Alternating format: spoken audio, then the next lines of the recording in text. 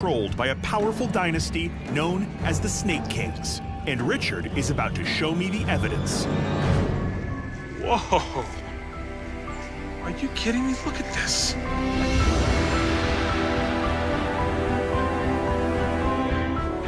This is the Grand Acropolis of El Mirador, once home to the most powerful families in the city.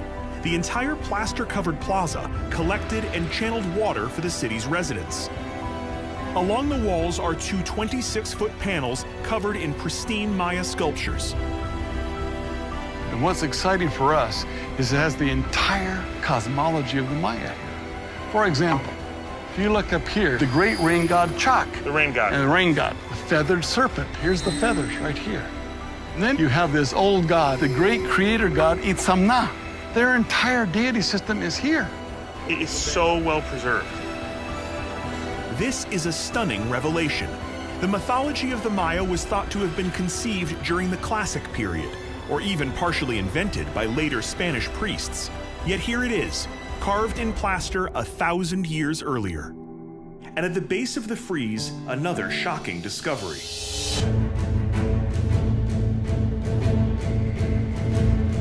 Here we go. Wow. What I want to show you those here. So what you're looking at, this is the eye of a serpent. It's got its open mouth here. Here it has a fang here and a droplet of venom. We believe that this symbol, since it's such an important symbol of a serpent, is one of the earliest symbols we have of the Snake Kingdom. Wow. I mean, we see this snake symbol 1,000 years later. 1,000 years later, hearkening back to the Snake Kingdom. Exactly right. And here it is. Here it is. I'm convinced this is the Snake Kingdom. This is the capital of the Snake Kingdom in the pre-classic. How do you prove it? We still have to find these guys. Luckily, Richard has some idea where to look. We hike on deeper into the site to a new lead in the search for the tombs of the Snake Kings. Josh, this is one of the buildings we're currently excavating here at Mirador. And inside that excavation is a senior member of Richard's team. Hey, how are you? Hey, This is Enrique Hernandez. Hey, Enrique, Josh, Hey, nice Josh. to meet you. nice to meet you too. So, okay, explain this place to me. What am I looking at? Josh, this is one of the later buildings at the site. We're excavating to understand the whole sequence of occupation here, and then one of the later buildings. And so, what do you think? What's down here? We find a stucco floor, and underneath the Maya dug a pit. They had this older floor, they chopped down into it and put something in there. Do we know why they did that? We don't know. We need to find out. And can we see it? Is it possible to go down? Yes, it's possible. Okay, yeah, let's do it. Come on. I'm first? Yeah. All right, Josh, here's a lantern. Okay, thanks. Take that.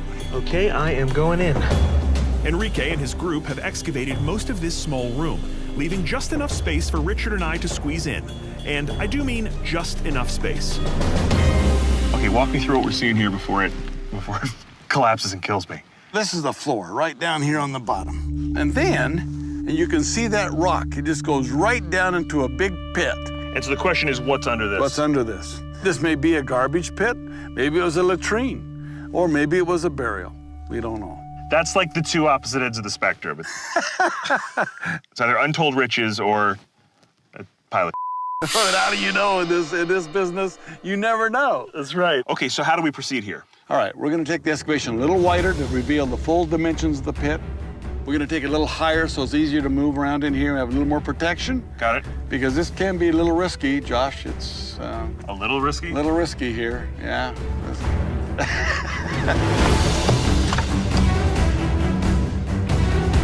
Thank you.